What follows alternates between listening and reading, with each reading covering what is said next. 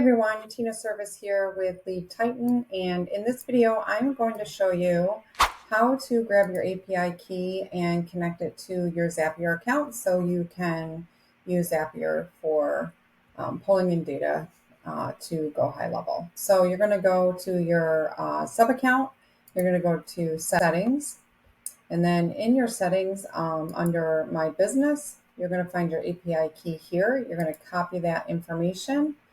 And then you're going to go over to Zapier. And if you are setting this up for the first time, you would actually go in here and hit create, new Zap. Here I'm going to do lead connector. And connect it there.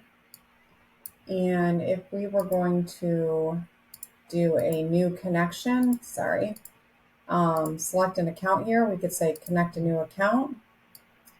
And in here is where you're going to add your API key. And then hit yes to connect to lead connector, and then you will be all connected.